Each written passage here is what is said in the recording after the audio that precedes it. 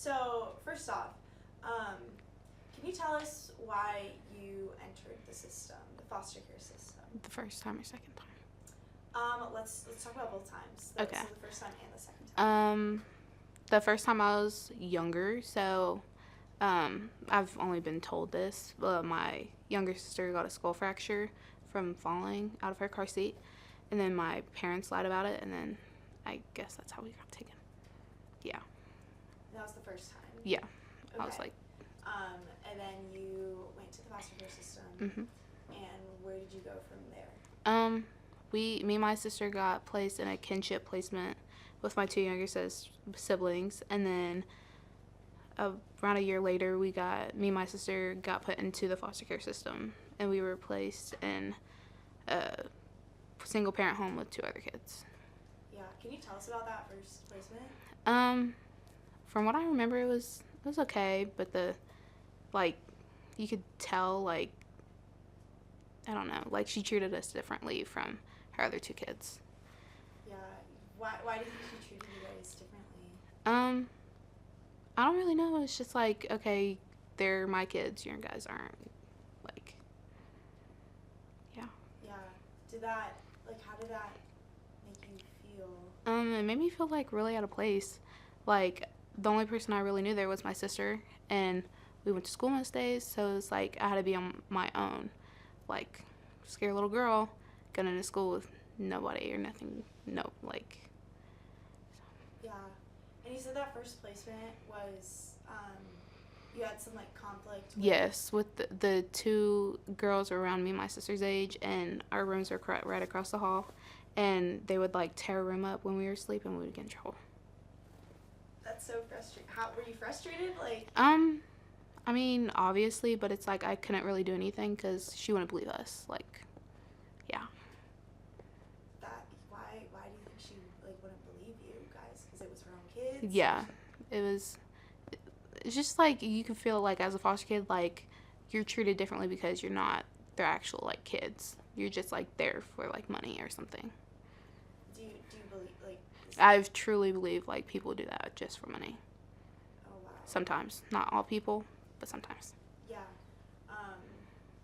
Yeah, that's wild. And you also said it was difficult for religious reasons. Oh yeah. Yeah, do you want to speak on that a little? Your experience in that? The foster mother was very, I think she was Catholic.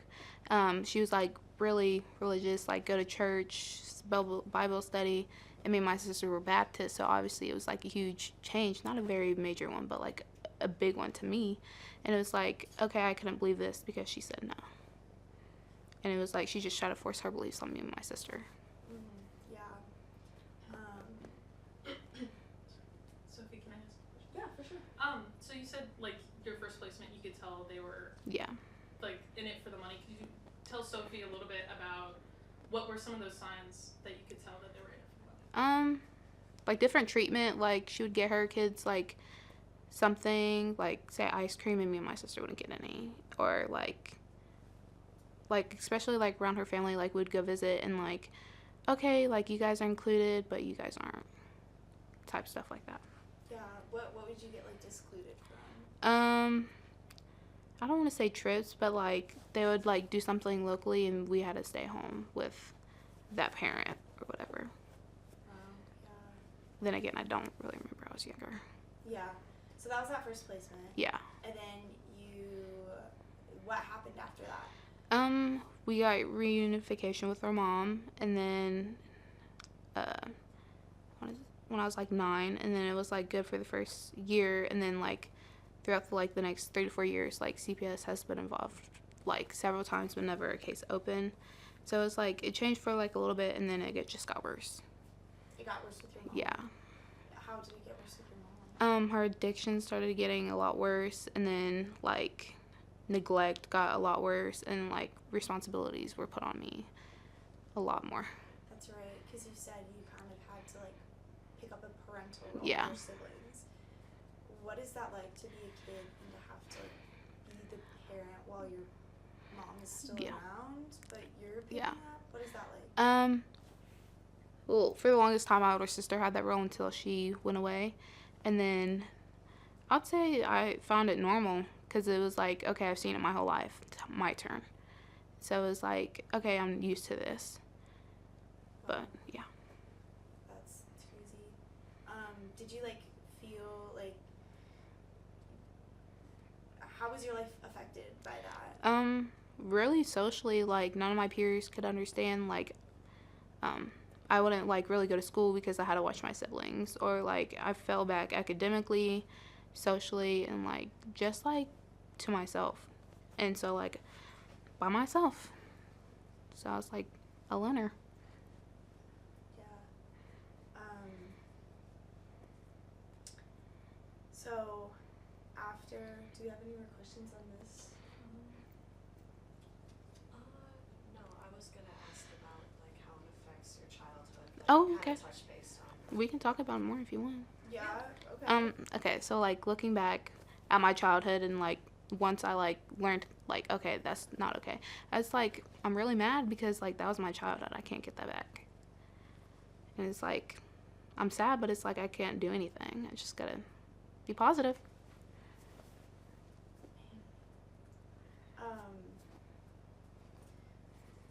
Are there things you think you missed out on by, like, having to be a parent, essentially? Like, what are some of those things? Friendships. Well, not friendships, but, like, relationships with, like, school. Like, I think I already said this, but, like, very academically. Like, I would go for, like, 2 days and miss, like, 4 weeks. And then, like, I got put on truancy. And then, like, that's when I really started going to school. And then I stopped going to school. And so it was, like, I really fell behind because it was, like, kept going back. Like, I would move 1 step closer and then 4 steps back. So it was, like... How did that, like, make you feel that you couldn't just, like, you know, go to school full time? Or... Again, I thought it was normal. So I didn't really think about it. But I got frustrated because I would be stuck at home with kids. So... Yeah. What were some of the things, like, you had to do in your, like, this role that you had to take on to take care of your kids? Everything. So, like with the kids, I had, like, I don't know. Okay, so, like, making food, like, going to this, like, taking them to the store with me. I would walk up to the Dollar General with them. Then, like, potty training, like, I would basically get them up and put them to bed type stuff. Like, I was there every moment. Wow. How old were they? I think the oldest was, like, 5, and the youngest was, like, a baby. Oh my gosh. Right? I don't know. They were like 2 and actually 4. Yeah, there was, like, there was 4 of them, and, like, they're maybe oldest, like, 7 to, like, a baby. Wow. Did they, like, did your siblings see you more as Yeah. a mother figure? Yeah.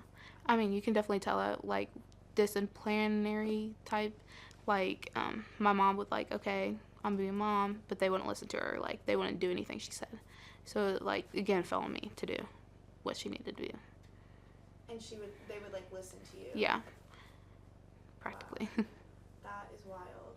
So then you were, okay, so what happened after that in your story? You are in... Like, what led up to my second? Yes. Okay. Your second place. So, like, throughout my whole life, like, the domestic violence was, like, really real. And it was, like, when CPS would come over, like, our house was, like, never clean.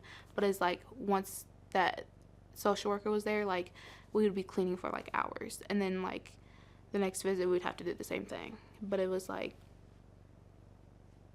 Wait, what was the question? So how did you get from Okay. getting to your second new placement? Okay. Second time you... Okay, the domestic violence, but there was, like, this, like, one specific night, it was, like, it involved gun violence, and so I emailed my, I was a freshman, I emailed my middle school counselor, and then from there, they pulled me out of math class, and then I went to the office, there was a social worker and a cop, and so there was that, and then I left school early, and then we couldn't go back home because,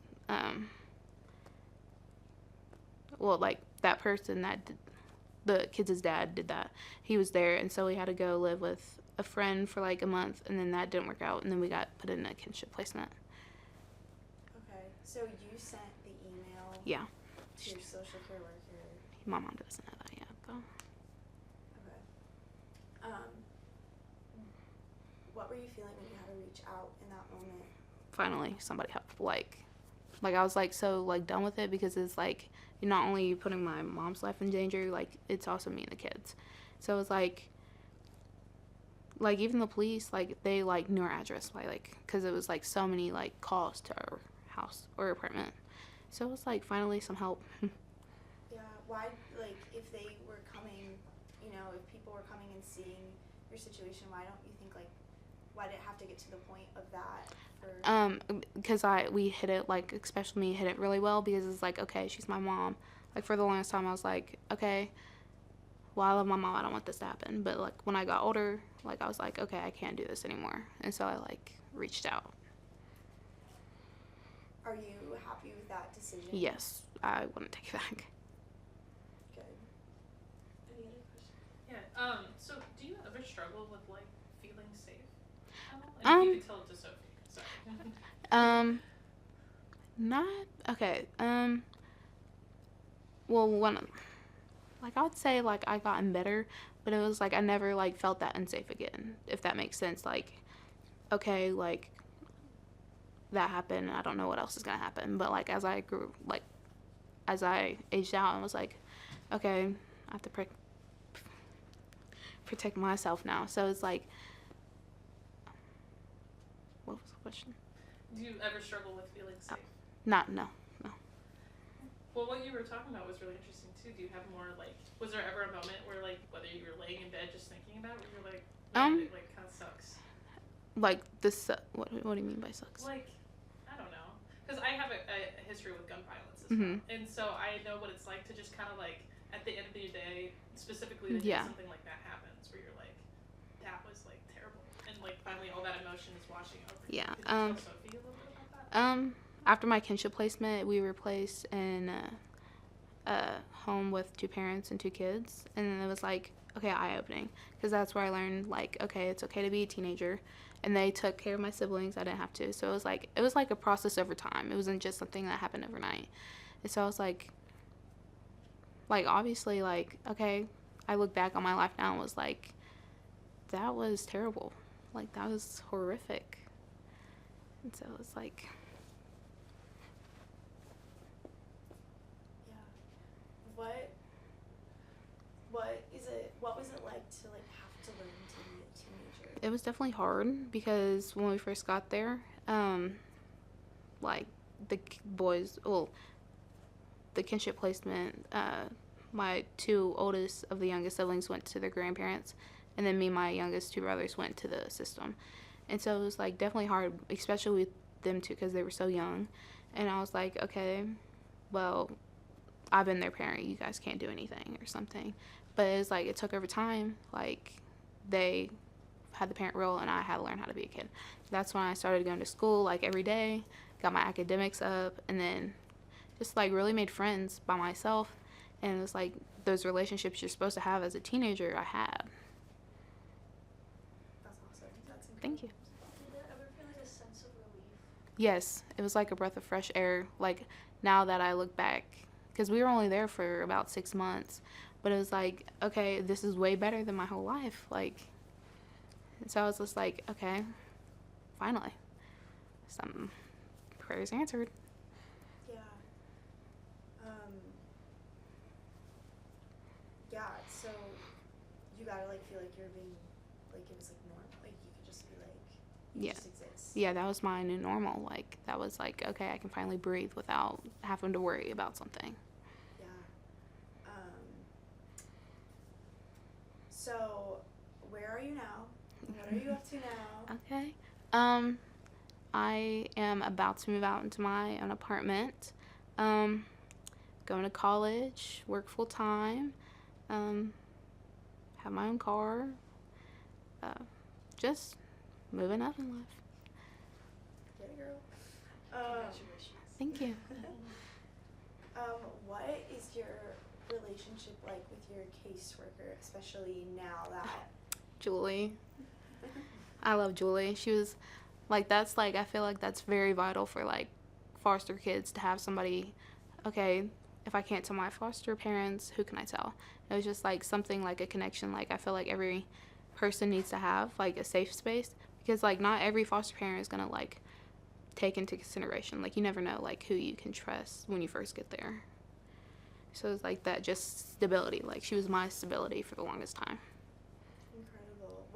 In what ways did Julie help you specifically? She really gave me advice, helped me, like, not have an outreach, but outreach, like, in my community, like, within my school. She encouraged me a lot. So, like, have the stuff I wouldn't have done without her, like, help. Yeah, that's so cool. And you received the Leader of Tomorrow Award, which is super cool. Can you tell us a little bit about that? About, like, the process or, like... Yeah, just, like, anything from your point of view of that whole thing. I really didn't know I was getting it until Julie came in and was like, oh, I nominated you. I was like, okay, cool. But it was, like, not until, like, the first ceremony. It's, like, I really heard, like, my own story from somebody else. And I was like, dang, I'm really proud. Yeah, that's incredible. And, like, what does it mean to you to be even, like, thought of? Oh, it makes me feel very proud, but it is, like, also, okay, like, I've paved the way, maybe others will follow. Or, like, okay, this is a stepping stone, I gotta push forward with the same energy. Yeah, incredible. Any other questions, guys? I'm gonna back up a little bit. Do you ever, like, now that you're successful and you're making, like, a life for yourself, which is so awesome, do you ever feel, like, misunderstood because of your background? Yes. Well, not intentionally. Like, being a foster kid? Yes. So, like, in school, I never told kids I was a foster kid because it's, like, especially as teenagers, like, we have, like, that bad reputation. Oh, she's a foster kid, dangerous. But it's, like, how do you, like, know who I am? Like, I feel like the bad reputation is, like, because, like, we're not understood. Like, we don't have those, like, resources. Well, we have resources, but it's, like, nobody, like, understands. Like, especially, like, normal kids that, like, grew up with a family in a safe, like, haven. So it's just, like, really hard to, like, get that stereotype off of you. So, like, I feel like not telling, like, you just don't tell them your story, just show them what you can do. It's, like, what I went by, so. How did you come up with that? Just by myself, honestly. I was, like,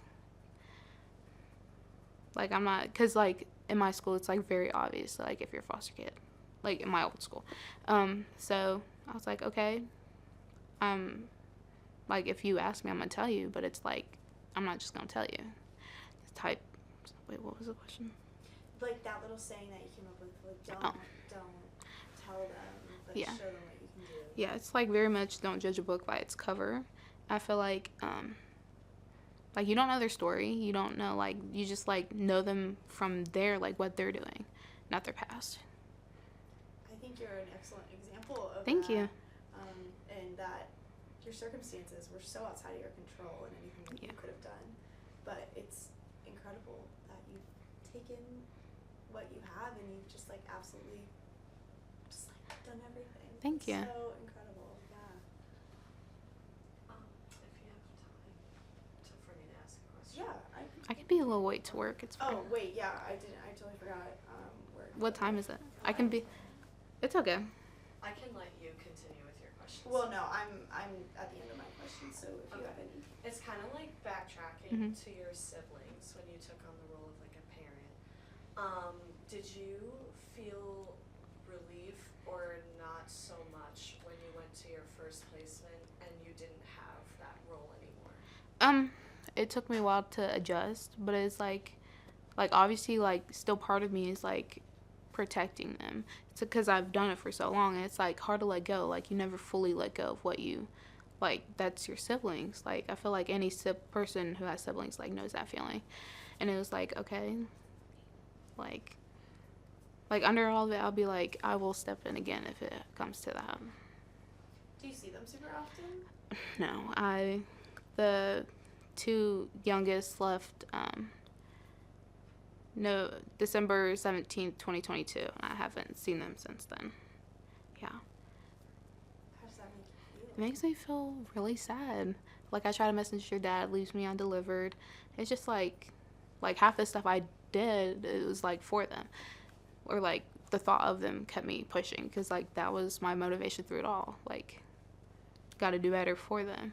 And so it's like really hard not to like be able to see my siblings, but it's like, okay, like just one day, that's all I think about it. So how do you keep that hope that you'll see them one day? I don't really know. It's just hopefully one day they realize I tried, and like maybe they can make that decision by themselves. But until then, I'm gonna still like push forward to see them. Like, I wish them happy birthday and all that, but it's like I don't know if they're getting that message. But it's like I know I've done it. Hopefully they can see that too.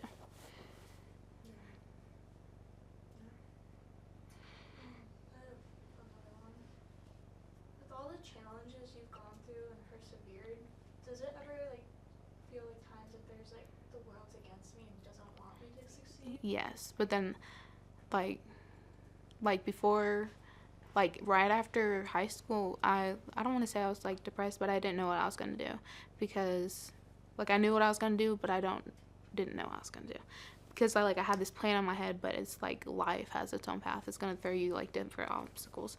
So like yeah, but I had to like keep faith, and like I know what I was doing. I knew what I was doing was right for myself. So yeah, that's like I keep doing that. Like, I'm going to school, I'm gonna get this, I'm gonna do that type stuff. Yeah, and what are your future plans? Finish my 2 years at Sinclair, then go get my bachelor's at Wright State for backup, because I really want to be a police officer. Yeah. Why do you want to be a police officer? Oh, great question. Because like the same situations, I've actually wrote an essay on this. So like the same situations, like I want to help prevent. Like, I don't want to be like there to clean up the aftermath. Like, I want to be there to prevent from the same things, I guess. Yeah, you want to be there to stop it. Like, Yeah. before it even happens. Yeah. That's incredible. That is so cool. Sorry, I'm gonna let her walk, but I do have a question, I believe. You talked a little bit. You did your best to avoid telling people you were a foster kid. Did you ever have any experiences of people treating you differently because you were a foster kid? Thankfully not, but I know like people have, like my not friends, but like people I know who were in foster care, have like they've told people, or like they can just tell it by their actions. See, that's like the type of stuff like I mean, like some people, like some teenagers like to act out because they don't have anything or anybody to talk to about certain stuff. And so like thankfully I showed them what I could do, so they couldn't like, oh, you're a bad person because you're in foster care. So, Do you have like any examples of how like some kids in foster care, like, or in your experience, if like you ever had like felt like you had to act out to be heard?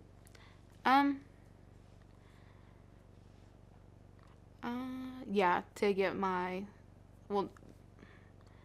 okay, so, to get heard from, like right after my siblings went home, like, I was, like, pushing for contact, and then, they said no, but then, like, previously there was, like, an investigation against the dad about, like, I guess, I don't know, and, so it was, like, going back and forth, like, not in my foster home, like, I had to act out, like, I had to be, like, not real mean, but, like, voice my opinion to, like, be able to see my siblings, but that didn't work, so.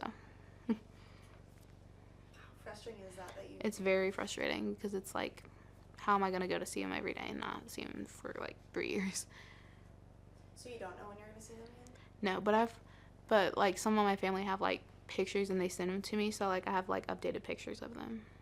What goes through your head when you see these updated pictures? They're growing up so much and so fast. I wish I could be a part of it. Yeah. What did some of that, like, self-advocacy that you were doing, like, what did that look like? Sorry. Sorry. Do you have a tissue? Oh, I'm sorry. It's okay, though. Don't worry.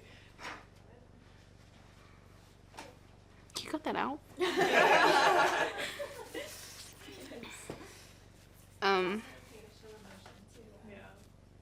I was just thinking about my siblings.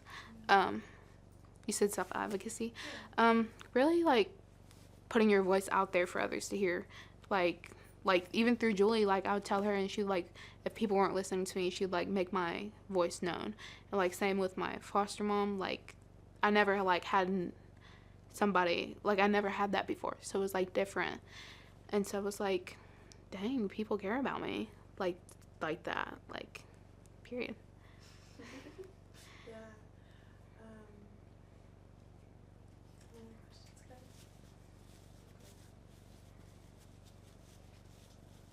I'm trying to think the question about the siblings as well. 'Cause, like, now I want to know more about the siblings. not to put the pressure on you, but You're like, good. So they were also taken from their homes? Yes. We all lived together. So it was like everybody was taken out at once. What was it like to see them being taken?